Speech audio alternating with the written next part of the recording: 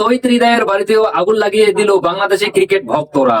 গতকালকে আমরা দেখেছিলাম জাকিরের বাড়িতে, এখন দেখতেছি তৌহিদ হৃদয়ের বাড়িতে। ভাই কান্নায় ভেঙে পড়লেন ভাই বাংলাদেশের ক্রিকেটার। পাকিস্তানের বিপক্ষে একটা সহজ হাত ছাড় দিয়েছিল, মাত্র 135 রান চেঞ্জ করতে নেমে বাংলাদেশের ব্যাটিং ভাই ধরাশায়ী হয়ে যায়। ভাই চতুর্থবারের মতো স্বপ্ন ফাইনালে পৌঁছেছে এশিয়া কাপে, কিন্তু টিম টাইগার কিন্তু বাংলাদেশের ব্যাটারদের দায়িত্ব জ্ঞানহীন ব্যাটিং এ সেটা সম্ভব হলো না।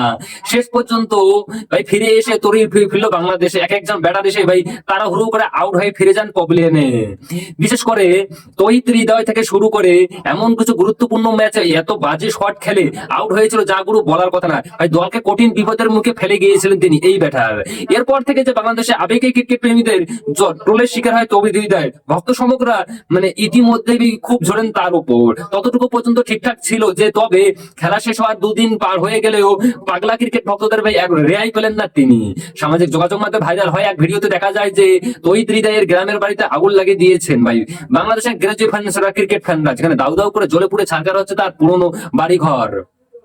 যে খবর শুনে ইতিমধ্যেই কান্নায় ভেঙে পড়েন বাংলাদেশি ক্রিকেটার। কিন্তু এটা ভাই একদমই ঠিক না। তার কোন হ্যাঁ ম্যাচে তো হার জিত আছে, কিন্তু হ্যাঁ বাংলাদেশে এটা একটা লজ্জাজনক ব্যাপার যে 135 রান করে হেরে যেতে হয়। তো আচ্ছা মাঝে মাঝে এরকম ম্যাচের মধ্যে হয়, তাই বলে এরকম করাটা কিন্তু ঠিক না।